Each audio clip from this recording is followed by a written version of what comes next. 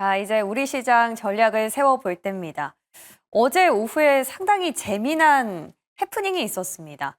미국 백악관이 중국을 향한 관세율을 245%로 표기한 자료를 홈페이지에 게시했다라는 보도가 전해진 건데요. 145%라고 밝힌 게 일주일 전인데 홈페이지에는 245%라고 명시가 돼 있던 겁니다. 자, 근데 중국도 상당히 빠르게 반응이 왔죠. 웃기는 일이다라고 비아냥거리는 재미난 일이 있었던 건데요.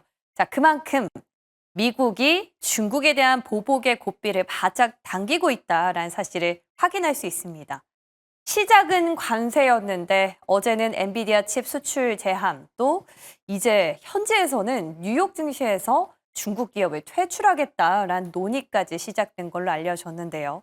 자, 이렇게 관세 전쟁이 잦아들 기미를 보이지 않는 상황에서 파월 의장의 인플레이션 우려에 대한 발언까지 오늘 새벽엔 더해지면서 시장이 다시 위축세로 돌아섰습니다.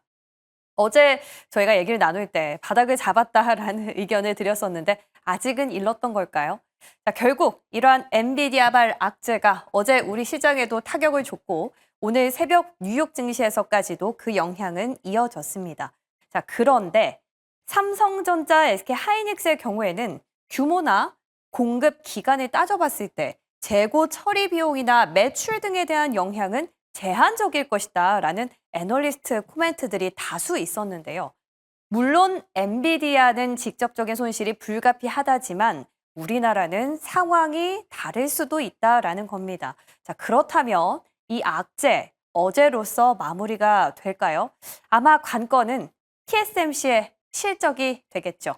1분기의 경우에는 관세 덕분에 주문이 증가했을 걸로 추정이 다수 되고 있지만 관건은 2분기 가이던스입니다. 빅테크들의 고객사로 두고 있기 때문에 앞으로 반도체 시장 전망을 파악하기 위해서는 오늘 필수로 체크가 필요해 보이는데요.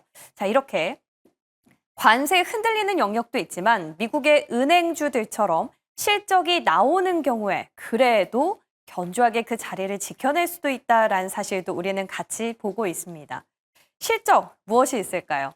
최근 우리 시장 안에선 화장품의 경우 주요 수출국이죠. 미국과 일본이 견조한 성장세를 보이고 있고 유럽은 초강세, 중국도 역성장폭을 축소하면서 수출 데이터가 굉장히 견조한 모습을 보이고 있습니다. 이로 인해서 컨센이 상회 전망되는 기업 또는 부합되는 기업들 애널리스트 분석이 있었으니까 한번 참고해 보시고요. 화장품 이외에도 은행, 통신 쪽도 대표적인 경기 방어주의자 실적주로 꼽히죠. 은행주도 물론 밸류업 때만큼은 아니지만 그래도 시장이 하락할 때 쉽게 무너지지 않는 움직임을 보이고 있기 때문에 오늘 저희도 같이 실적주 추려보겠습니다. 자, 끝으로는 오늘 일정들이 굉장히 많습니다. 과연 어떤 재료가 시장을 움직이게 할지도 같이 탐색해 볼게요. 자, 그럼 새벽에 나온 주요 이슈들 확인해 보겠습니다. 오늘은 트럼프 대통령이 아니라 제롬 파월 미국 연준 의장입니다. 자, 새벽 트럼프 행정부의 높은 관세로 물가 인상과 성장 둔화가 예상된다면서 연준이 물가랑 성장 중에서 과연 어디에 더 초점을 맞출지 선택해야 하는 어려운 상황에 직면할 수 있다라고 파월 의장이 경고성 발언을 내놨습니다. 자, 이런 발언은 일리노이주 시카고 이코노미 클럽의 한 연설에서 나온 건데요. 구체적으로 보면 관세는 인플레이션 증가를 유발할 가능성이 크다면서 지금까지 정부가 발표한 관세 인상 수준이 예상보다도 훨씬 높기 때문에 경제에 미치는 영향도 마찬가지일 가능성이 높다면서 이는 인플레이션 상승과 성장 둔화를 포함할 것이다라고 파월 의장이 관측을 했습니다. 이로 인해서 연준은 고용과 물가라는 양대 목표가 긴장 상태에 놓이는 도전적인 시나리오에 직면할 가능성도 있다라고 덧붙였는데요. 자, 일반적으로는 경제가 둔화되면 물가도 낮아지고 실업률은 올라가기 때문에 기준금리를 인하하면 이 양대 목표를 다 달성할 수 있지만 관세의 경우에는 물가와 실업률을 둘 다 높일 가능성이 크다라는 게 파월 의장의 인식인 겁니다.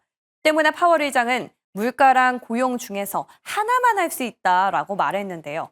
다만 이런 통화정책 조정을 당장에 고려하는 건 아니고 더 많은 명확성을 기다릴 것이다 라면서 관망하겠다라는 기존의 입장을 재확인했습니다. 자, 시장에서는 오늘도 파월 풋이 나오지 않았다라면서 실망 매물이 강하게 쏟아졌는데요. 이에 대해서 우리 시장은 좀 잘 버틸 수 있을지 같이 확인해 보시죠. 자, 두 번째 기사 넘어가 봅니다. 자, MSCI 지수 정기 변경일이 이제 한 달 앞으로 다가왔습니다. 다음 달 14일에 MSCI 지수 편출입 종목들이 구체적으로 발표될 예정인데요. 자, 증권가에선 한화시스템, 삼양식품의 지수 편입이 유력하다라는 전망들이 팽배합니다. 자, 구체적으로 한번 보시면 유안타증권, 하나증권, 신한투자증권 등은 삼양식품과 한화시스템의 편입 가능성이 가장 높다라고 분석을 했고요. 하나증권의 경우에는 LIG넥스원, 레인보우 로보틱스, HD 현대미포도 편입 가능성이 있다라고 관측했습니다. 반면에 편출 후보군으로는 NC소프트와 또 LG이노텍, 에코프로머티가 공통적으로 꼽혔는데요. 자, 우리가 지난 2월 달을 한번 복귀해 보면 정기 변경에는 편입 종목이 없이 편출되는 종목만 굉장히 많았었죠. 한미약품, 넷마블, 롯데케미칼 등 한 11개의 종목들이 무더기로 퇴출됐는데요. 다만 이번에도 트럼프 대통령의 관세 정책 때문에 국내외에서 상당히 증시 변동성이 큰 만큼 실제 편출입 종목은 이러한 전망과 또 달라질 수 있다라는 점도 유념하셔야겠습니다. 자, 구체적인 증권사별 편입, 편출 종목들 저희가 자료 화면으로 만들었으니까요. 한번 참고해 보시면 되겠습니다. 자, 그럼 저는 이제 투자 전략 세우러 가보겠습니다.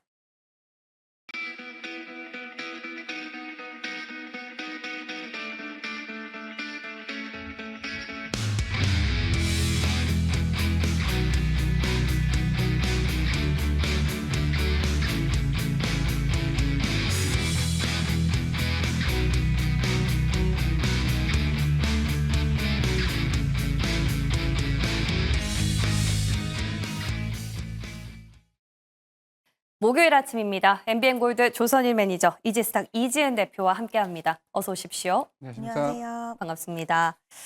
자, 오늘 시장 키워드가 그 어느 때보다 궁금합니다. 일단 열고 확인해보고 말씀드릴게요. 공개해 주시죠. 자, 오늘의 키워드, 투자는 기회다. 그리고 TSMC 외국인, 뭐가 많이 나왔는데요. 제가 왜 궁금했는지 아세요, 혹시 매니저님? 글쎄요, 잘 모르겠는데요. 어제 저희가 이 시간에 키워드를 열면서 두 분이 공통적으로 이제 바닥은 좀 잡은 것 같다라고 말씀을 주셨었거든요. 물론 뭐 한 하루 이틀 정도밖에 안 되지만 오늘 그 얘기가 너무 무색하게 어제 국장도 빠지고 오늘 새벽에 뉴욕 증시도 빠져서 좀 걱정이 됩니다. 스탠스 변경하시겠어요? 아니, 저는 변경하지 않습니다. 많은 분들이 지금 걱정을 많이 하고 계시는데 오히려 어제도 말씀을 드렸습니다만 나오는 악재 뉴스가 너무 많으니까 여러분들 걱정 많으신데 걱정하지 마세요. 어차피 그 악재를 여러분들이 이길 수가 없습니다만 여러분들이 이럴 때일수록 악재 뉴스를 좀 멀리하고 특히 이제 악재가 많을 때는 가격이 쌉니다. 요즘은 미국 증시에서 아까 들어오기 전에도 우리 이 대표님하고 얘기했는데 3% 5% 빠지는 거는 종목마다 이건 아무렇지도 않잖아요. 그죠? 한 10몇 % 빠져야 이제 좀 빠지는구나 이렇게 하는 거죠. 그래서 네. 이제 모든 사람들이 미국 증시는 안 좋다는 걸 알고 있기 때문에 오히려 미국 증시보다는 국내 증시를 좀 보시고 많은 분들이 어제 그리고 며칠 만에 또 이렇게 증시가 너무 흔들흔들하니까 투자를 망설이시는 것 같아요. 근데 원래 투자는 망설일 때 하시는 겁니다. 이럴 때일수록 적극적으로 배팅 하시고요. 어저께도 말씀드렸습니다만 다음 주부터 이제 1, 4분기 실적이 발표가 됩니다. 실적이 좋은 업종, 그다음에 실적이 좋은 종목들 보시면서 공략하시면 이렇게 어려운 상황에도 좋을 것 같습니다. 네, 좀 호재를 더 주목해 보자. 근데 저는 맷집이 안 생기는 걸까요? 왜 맞아도 아픈 걸까요? 대표님은 어떠세요?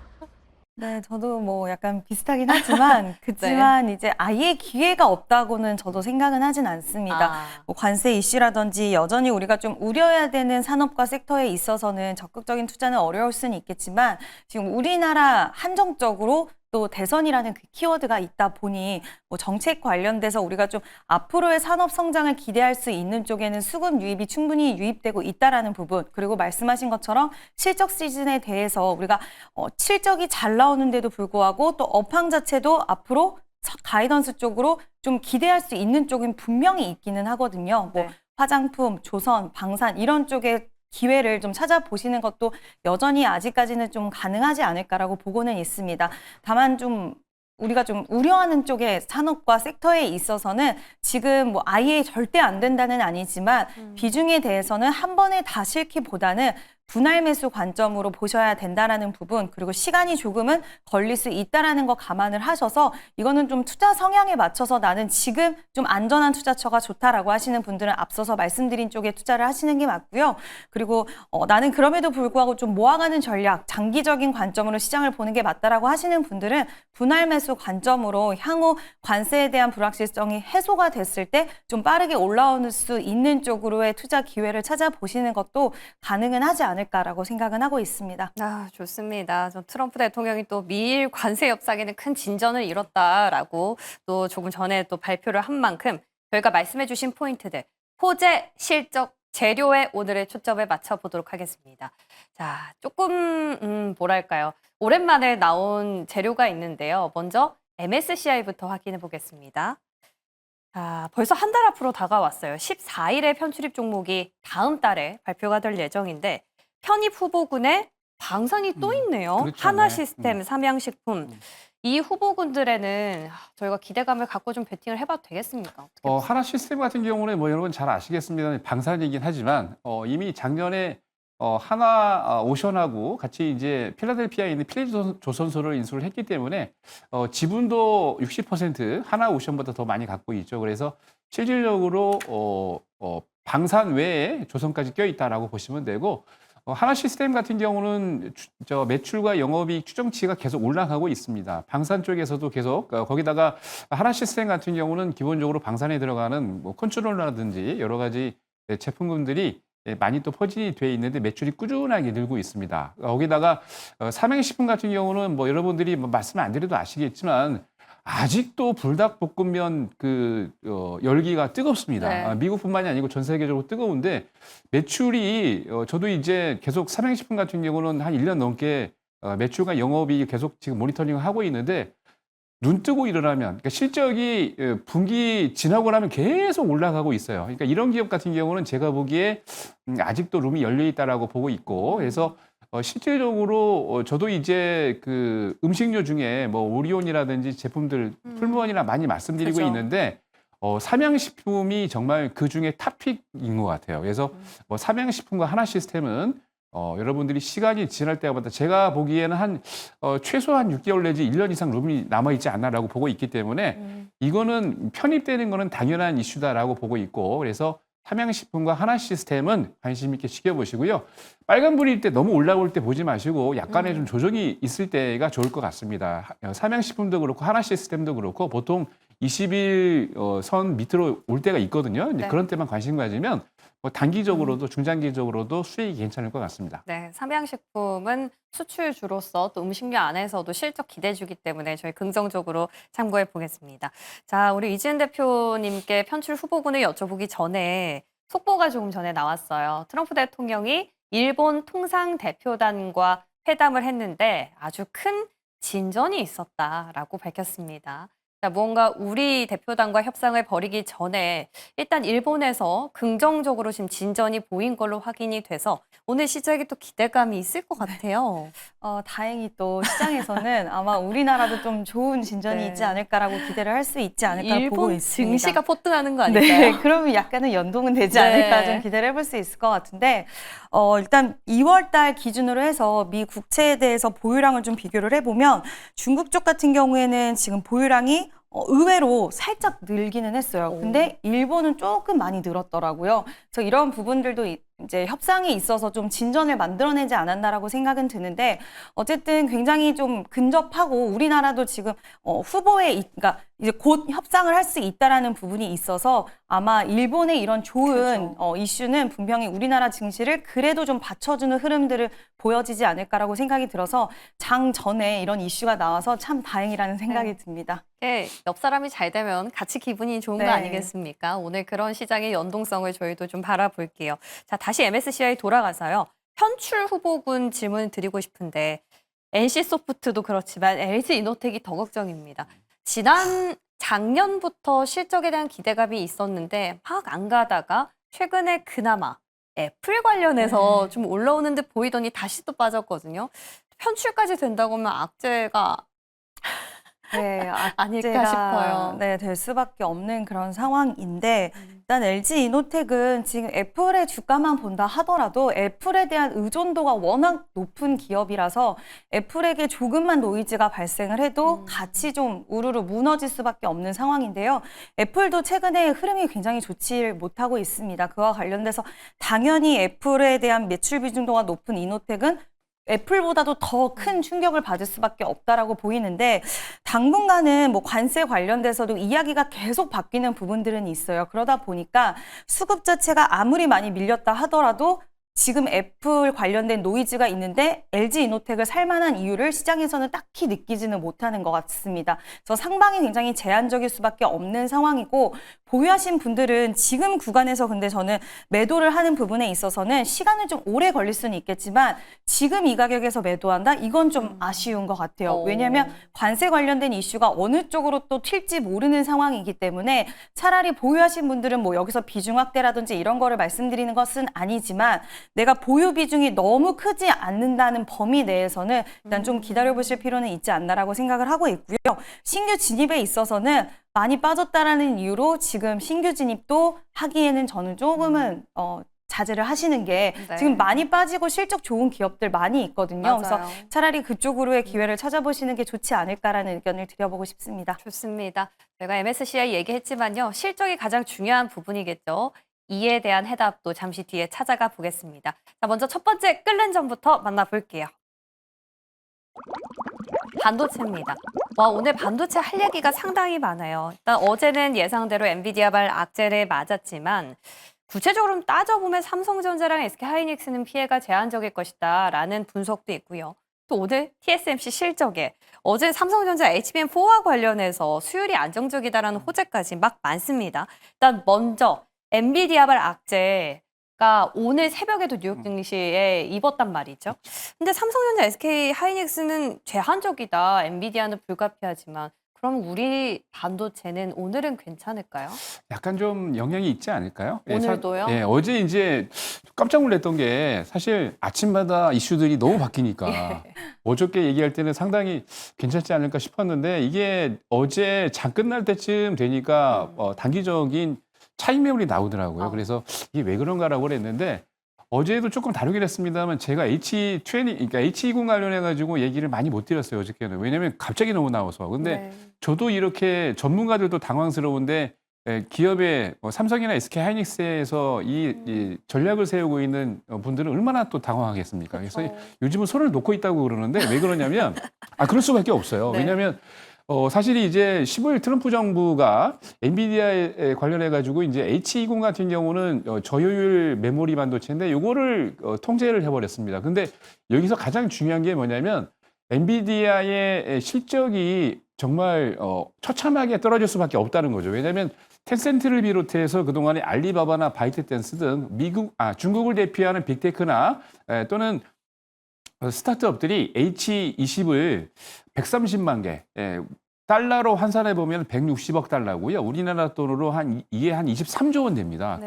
그거를 지금 구매를 하겠다고 이미 계약을 체결해 놨는데 이게 이제 무산이 된 거죠. 그렇죠. 그러면은 바로 엔비디아에 타격이 있는 건데 사실 2023년도에도 미국 정부가 반도체, 특히 이제 고성능 반도체를 중국에 수출하지 말아라라고 하니까 그거를 대체하기 위해서 엔비디아가 빠르게 H20을 만들어 놓고 그거를 중국에 저사양이기 때문에 괜찮습니다라고 해서 납품을 했는데 문제는 뭐냐면 여러분들 기억하실 겁니다. 그때 갑자기 엔비디아가 아마 18% 폭락했던 날이 있어요. 그게 네. 왜 그런가 보니까 중국의 딥시크가 그렇죠.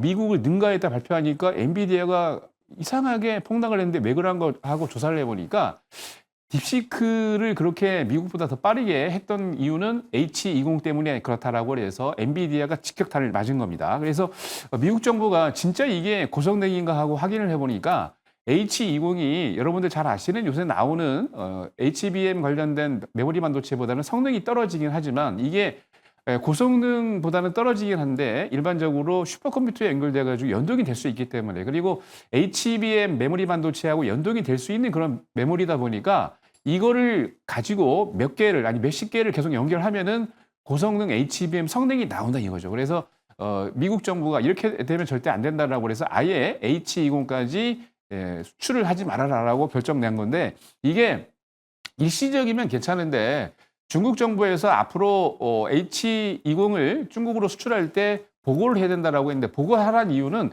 하지 말란 이유고요. 이게 뭐 특정 지어서 뭐 6개월, 1년 한정돼 있는 게 아니고 무기한적으로 지금 얘기를 했기 때문에 시간이 언제까지 이 H20을 중국에 수출을 못하게 될지는 아무도 모릅니다. 그렇기 때문에 굉장히 이 이슈가 메모리 반도체 쪽에서는 조금 타격이 있을 네. 수가 있어요. 그래서 숫자상으로도 말씀드린 대로 매출과 영업이익이 아주 직감을 하기 때문에 어저께도 나왔지만 최소 1분기 55억 이상 감소를 할 것이라고 예상을 했기 때문에 왜냐하면 지난 2023년도에도 중국의 수출을 규제하자 반토막이 났거든요. 매출 규모가. 그렇기 때문에 좀 적자는 좀 영향이 있지 않을까라고 싶습니다. 자, 지금 엔비디아의 수출 규제로 인해서 실적에 대한 타격이 불가피한 상황에서 또 조금 전에 속보가 나왔는데요. 인텔도 중국에 칩을 수출하려면 사전에 허가를 받아야 하는 걸로 지금 당국이 밝힌 걸로 전해졌습니다. 더 자세한 내용이 나오면 저희가 추가적으로 안내를 해드릴 테지만 일단 키워드만 봤을 때 엔비디아에 이어서 인텔. 그러면 우리가 엔비디아까지만 질문 드렸을 때는 삼성전자, SK하이닉스가 좀 제한적이다라고 얘기를 할 수 있었는데 지금 인텔까지 하면은 막 그렇게 자유롭다고 우리 반도체도 하긴 좀 어려울 것 같거든요. 맞습니다. 지금 저 소식을 보니까 반도체 네. 관련돼서는 투자자들의 심리 자체가 더 악화가 될 수밖에 없는 그런 상황일 것 같고요. 결국에는 지금 미중 최대 협상, 그러니까 협상하기 위한 최대 카드를 지금 엔비디아라고 시장에서는 생각을 하고 있는데 그렇게 되다 보면 반도체 전반적으로 지금 굉장히 좀 조여오는 흐름들이 그러네요. 나와줄 수 있어서 이거는 상당 부분에 대한 부담으로 좀 작용이 될 것 같고요. 그래서 반도체 관련주들은 저도 오늘도 좀 추가적인 하락이 불가피하지 않을까라고 생각을 하고 있고 네. 일단 엔비디아가 굉장히 큰 폭으로 밀렸는데 네. 지금 일각에서는 성장률이 깡패인 기업이었는데 이런 여러 가지의 규제들이 성장에 대해서 제한을 할 수가 있다. 그럼 지금 주가 수준에 있어서 이게 저렴하다라고 과연 말할 수 있을까라는 쪽의 이야기까지 나오더라고요.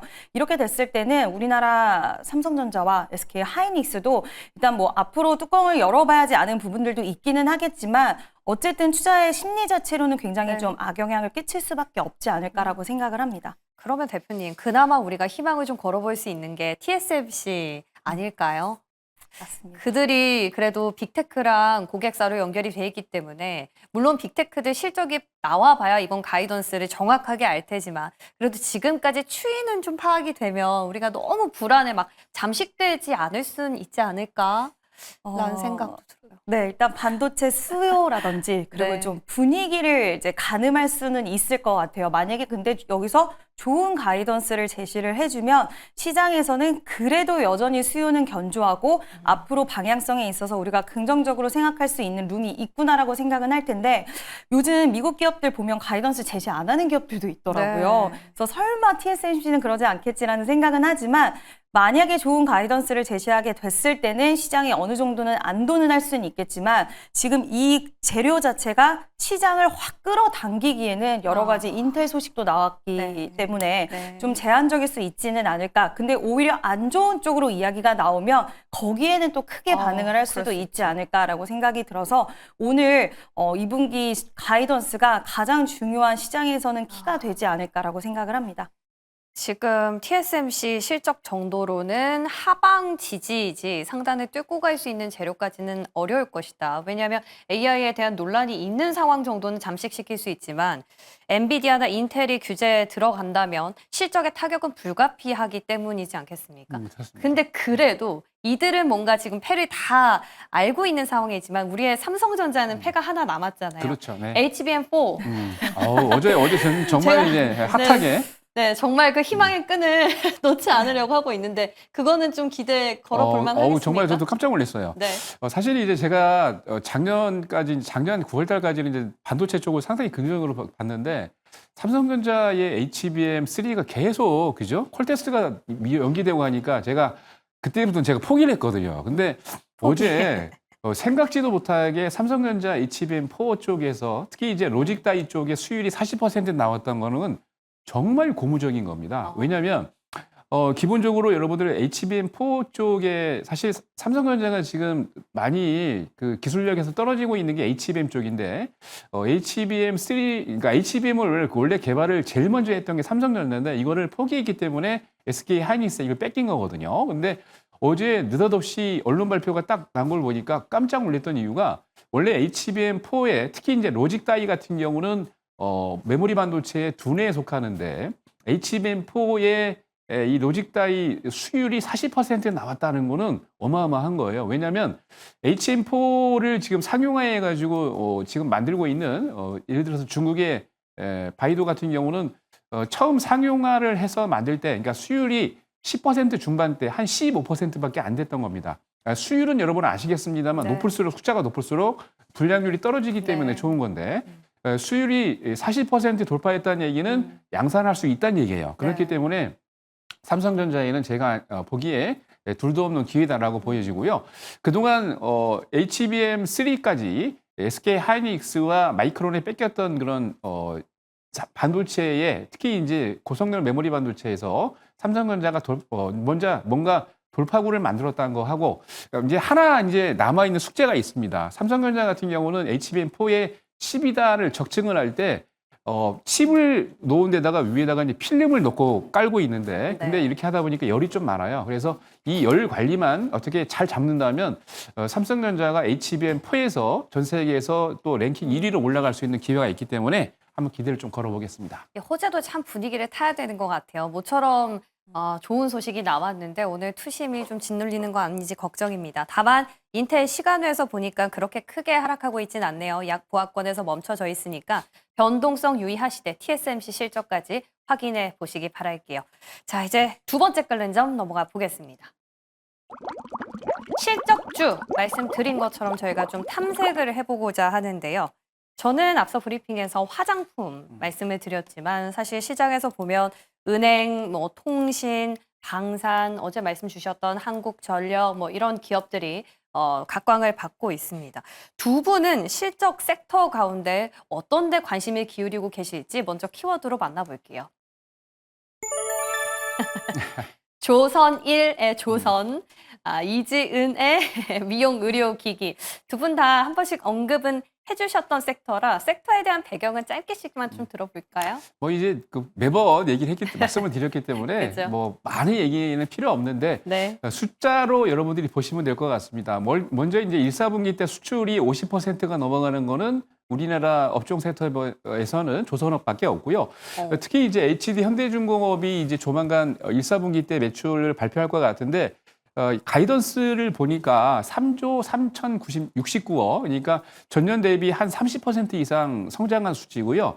OPM도 영업이익도 보니까 2,969억으로 한 7.6%로 굉장히 좋습니다. 이게 여기서 이제 여러분들이 보셔야 될 게 전분기, 그러니까 작년 4분기보다 주업 일수가 한 4.6% 감소를 했어요. 그럼에도 불구하고 이렇게 수치가 좋은 게 성과가 높아졌고 그리고 고수익성 선박을 매출이 계속 늘고 있습니다. 거기다가 건조 물량 평균 환율이 보통 1,400대 이상으로 지금 환율이 측정이 돼 있기 때문에 환율에 대한 또 수혜를 받고 있는 거고요. 거기다가 이 그 HD 현대중공업 같은 경우는 실질적으로 확인을 해보면은 이제 그 엔진까지 만들고 있는데 작년 4분기 때 만들어지고 있는 엔진이 2월이 돼서 현재까지도 물량 매출 인식이 되고 있습니다. 거기다가 가장 중요한 게 또 현재가 중요한 게 아니고 앞으로의 수주 물량이 중요한 건데 현재 1, 4분기 때 그렇죠. 금년 전체에 125억 8천만 달러 정도를 목표로 하고 있는데 벌써 이미 1, 4분기 때 44억 3천만 불,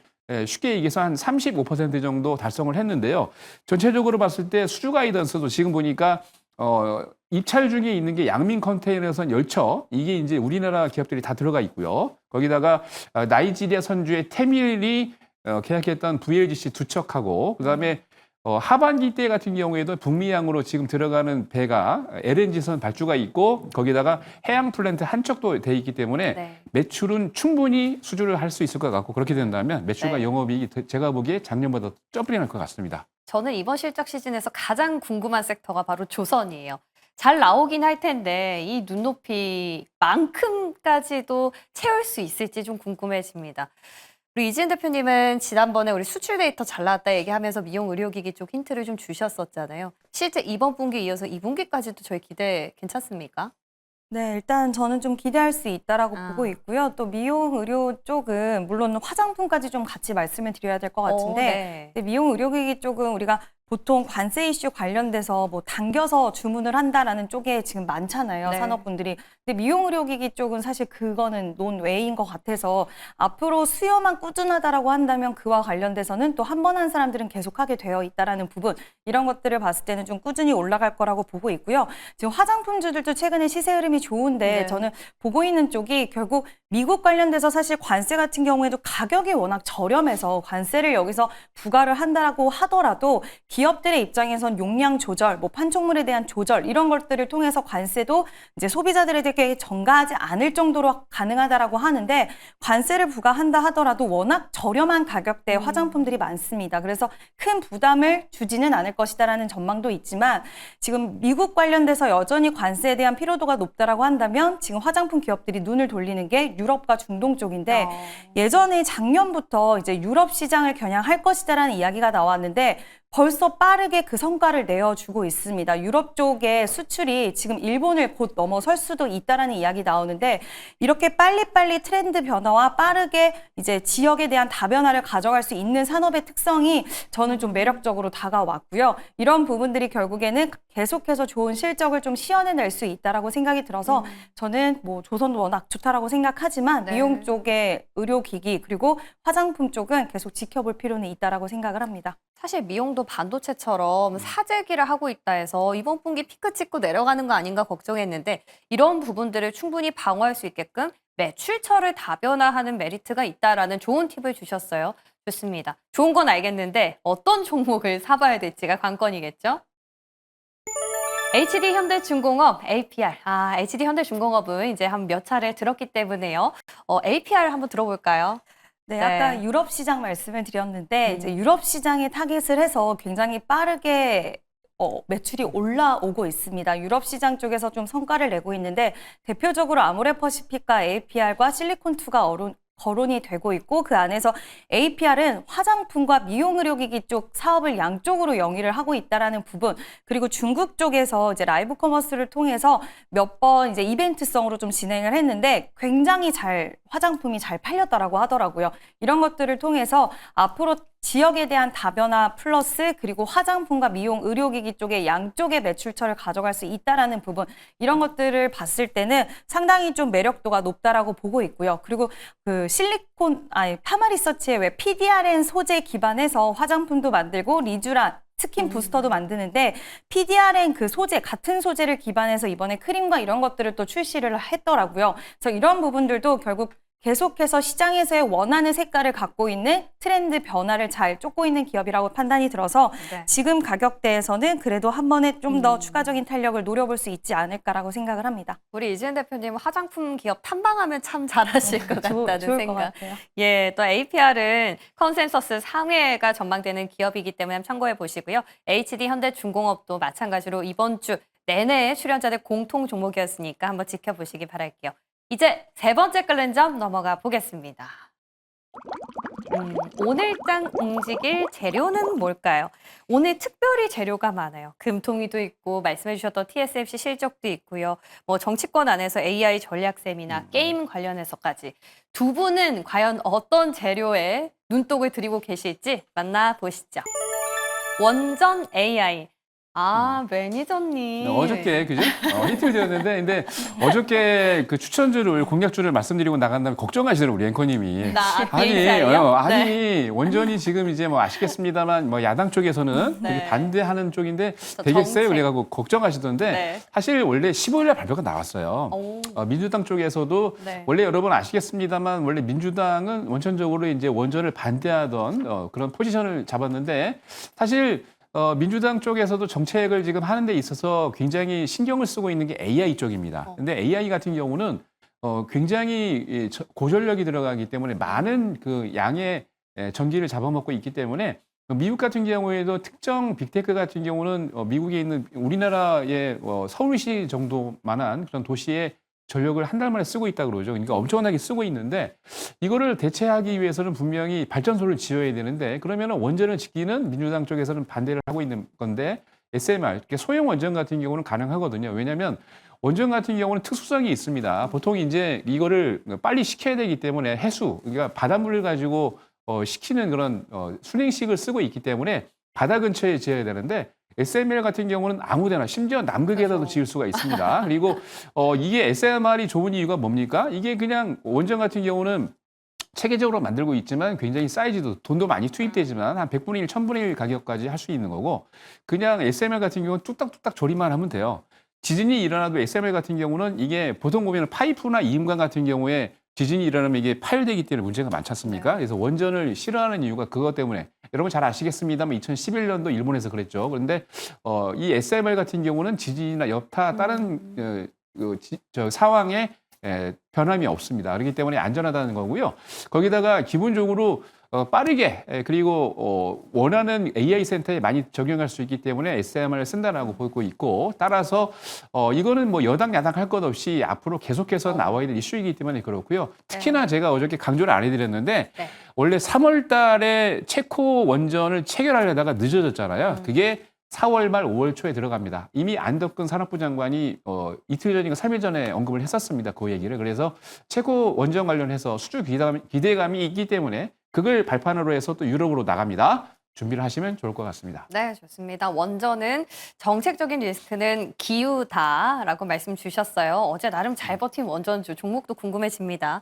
자, 우리 이지은 대표님은 AI 보시는데 AI 전략 세미나와 관련해서일까요? 네, 일단 세미나 관련돼서 이제 일정이 있는 부분과 뭐 지금 AI 관련된 종목들을 되게 함축적으로 보기엔 좀 어려울 것 같아요. 이게 AI, 의료 AI, 거기다가 원격 진료까지 좀 붙어서 굉장히 방대한 테마가 좀 형성이 되었는데 시장의 분위기가 관세 관련돼서 좀 얼어붙고 어려울수록 정책주의 흐름들이 좀 단기적으로 탄력을 받는 경향이 없지 않아 있는 것 같습니다. 그래서 지금 말씀드리는 부분은 시장 분위기에 따른 좀 단기적인 전략에 대해서 오늘은 이야기를 드리는 거고요. 그와 관련돼서 어저께 또 시간에 K컬처, 그러니까 K콘텐츠 관련돼서 웹툰, 뭐 콘텐츠 이런 종목들이 또 시세가 굉장히 시간에 강하더라고요. 그래서 정부 정책 관련된 종목들 안에서의 순환매가 좀 가능하지 않을까라는 생각이 들어서 일단 오늘 좀 AI를 말씀을 드렸고요. 그 안에서 근데 이제 추격 매수라든지 이런 부분은 상당히 하셔야 될 것 같습니다. 이제 아침마다 뭐 갭이 떠서 출발을 한다던가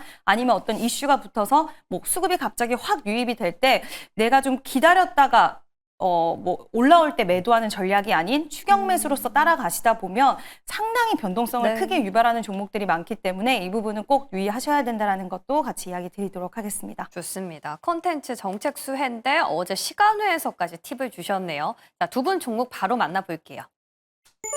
BHI 스튜디오 미르.